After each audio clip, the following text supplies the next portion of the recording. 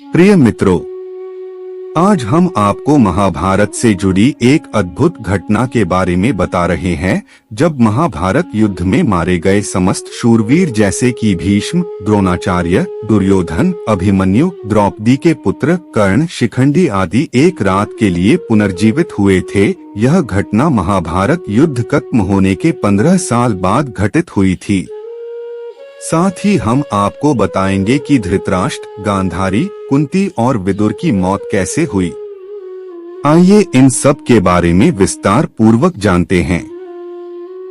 दोस्तों, इससे पहले यदि अभी तक आपने इस चैनल को सब्सक्राइब नहीं किया है तो जल्दी से सब्सक्राइब कर लें और बेल आइकन को दबा दें, ताकि ऐसे ही रोचक तथ्य आप तक आसानी से पहुंच सकें। आपके द्वारा इस चैनल को सब्सक्राइब करना ही हमारे लिए सबसे बड़ा उपहार है।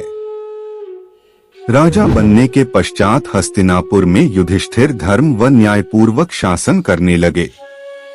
युधिष्ठिर प्रतिदिन धृतराष्ट्र व गांधारी का आशीर्वाद लेने के बाद ही अन्य काम करते थे।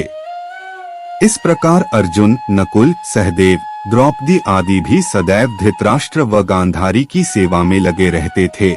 लेकिन भीम के मन में धृतराष्ट्र के प्रति हमेशा द्वेष भाव ही रहता। भीम धृतराष्ट्र के सामने कभी ऐसी बातें भी कह देते जो कहने योग्य नहीं होती थी।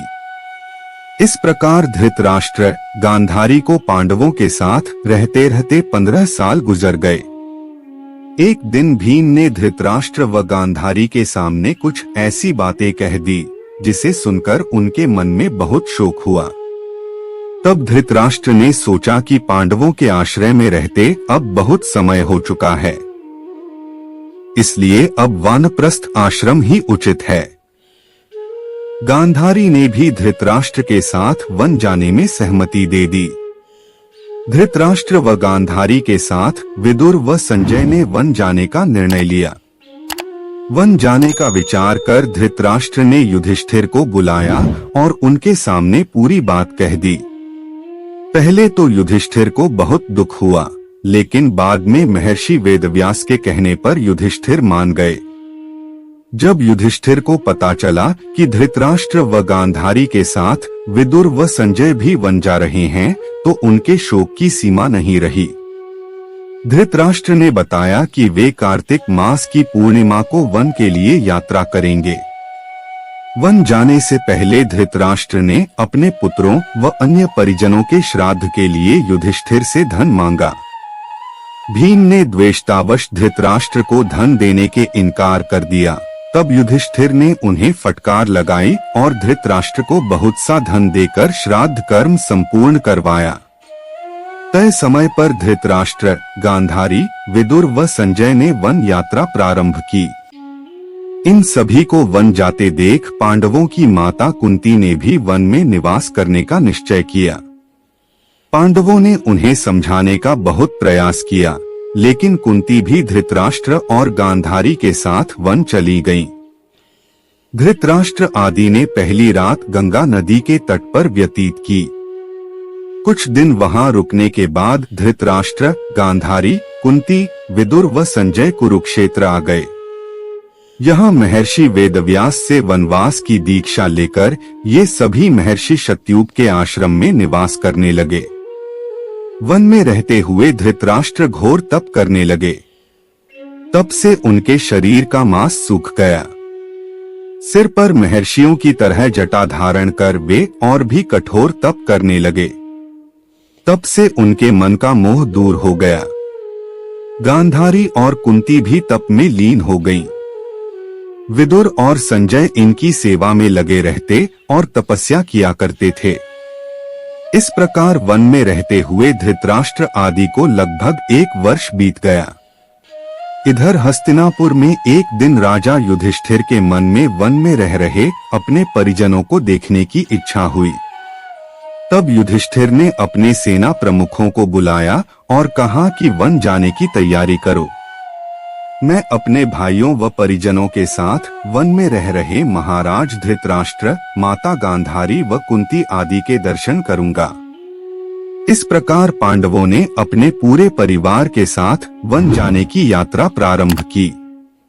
पांडवों के साथ वे नगरवासी भी थे जो धृतराष्ट्र आदि के दर्शन करना चाहते थे। पांडव अपने सेना के साथ चलते चलते उस स्थान पर आ गए जहां धृतराष्ट्र, गांधारी और कुंती रहते थे। जब युधिष्ठिर ने उन्हें देखा तो वे बहुत प्रसन्न हुए और मुनियों के वेश में अपने परिजनों को देखकर उन्हें शोक भी हुआ। धृतराष्ट्र, गांधारी और कुंती भी अपने पुत्रों व परिजनों को देखकर बहुत प्रसन्न हुए। जब युधिष्ठिर ने वहां विदुर जी को नहीं देखा तो धृतराष्ट्र से उनके बारे में पूछा। धृतराष्ट्र ने बताया कि वे कठोर तप कर रहे हैं।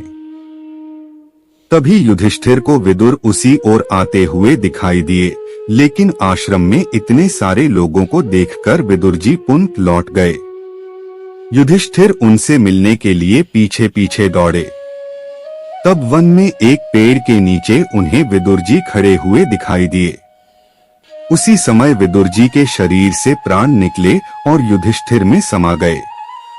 जब युधिष्ठिर ने देखा कि विदुर जी के शरीर में प्राण नहीं है तो उन्होंने उनका दाह संस्कार करने का निर्णय लिया। तभी आकाशवाणी हुई कि विदुर जी संन्यास धर्म का पालन करते थे, इसलिए उनका दाह संस्कार करना उचित नहीं है। यह बात युधिष्ठिर ने आकर महाराज धृतराष्ट्र को बताई। युधिष्ठिर के मुख से यह बात सुनकर सभी को आश्चर्य हुआ। युधिष्ठिर आदि ने वह रात वन में ही बिताई। अगले दिन धृतराष्ट्र के आश्रम में महर्षि वेदव्यास आए। जब उन्हें पता चला कि विदुर जी ने शरीर त्याग दिया तब उन्होंने बताया कि विदुर धर्मराज, यमराज के अवतार थे और युधिष्ठिर भी धर्मराज का ही अंश हैं। इसलिए विदुर जी के प्राण युधिष्ठिर के शरीर में समा गए। महर्षि वेदव्यास ने धृतराष्ट्र, गांधारी और कुंती से कहा कि आज मैं तुम्हें अपनी तपस्या का प्रभाव दिखाऊंगा। तुम्हारी जो इच्छा हो वह मांग लो।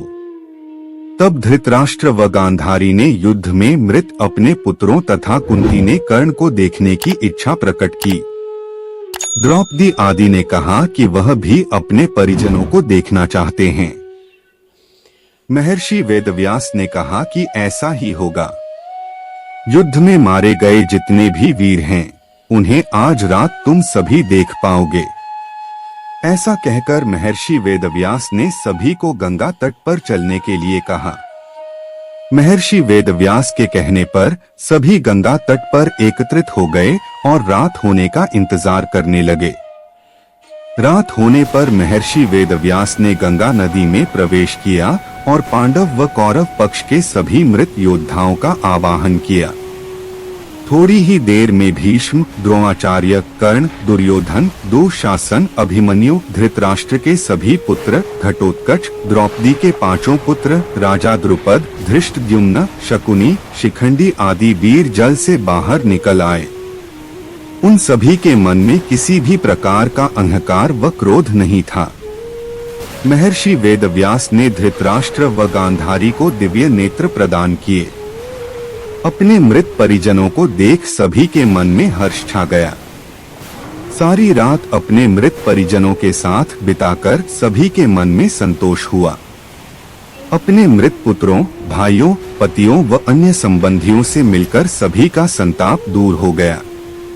तब महर्षि वेदव्यास ने वहां उपस्थित विधवा स्त्रियों से कहा कि जो भी अपने पति के साथ जाना चाहती हैं, वे सभी गंगा नदी में डुबकी लगाएं। महर्षि वेदव्यास के कहने पर अपने पति से प्रेम करने वाली स्त्रियां गंगा में डुबकी लगाने लगी और शरीर छोड़कर पतिलोक में चली गईं। इस प्रकार वह अद्भुत रात समाप्त हुई। इस प्रकार अपने मृत परिजनों से मिलकर धृतराष्ट्र, गांधारी, कुंती व पांडव बहुत प्रसन्न हुए। लगभग 1 महीना वन में रहने के बाद युधिष्ठिर आदि पुनः हस्तिनापुर लौट आए।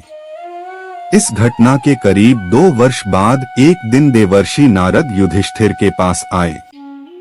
युधिष्ठिर ने उनका स्वागत किया।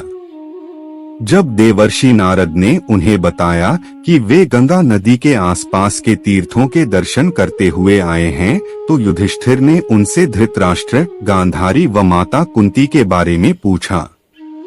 तब देवर्षि नारद ने उन्हें बताया कि तुम्हारे वन से लौटने के बाद धृतराष्ट्र आदि हरिद्वार चले गए। वहां भी उन्होंने घोर तपस्या की।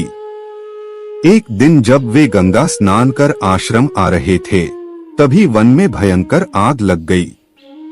दुर्बलता के कारण धृतराष्ट्र, गांधारी व कुंती भागने में असमर्थ थे। इसलिए उन्होंने उसी अग्नि में प्राण त्यागने का विचार किया और वहीं एकाग्रचित्त होकर बैठ गए। इस प्रकार धृतराष्ट्र, गांधारी व कुंती ने अपने प्राणों का त्याग कर दिया। संजय ने ये बात तपस्वियों को बताई और वे स्वयं हिमालय पर तपस्या करने चले गए। धृतराष्ट्र, गांधारी व कुंती की मृत्यु का समाचार जब महल में फैला तो हाहाकार मच गया। तब देवर्षि नारद ने उन्हें धैर्य बंधाया। युधिष्ठिर ने विधिपूर्वक सभी का श्राद्ध कर्म करवाया और दान दक्षिणा देकर उनकी आत्मा की शांति के लिए संस्कार किए। हर हर महादेव।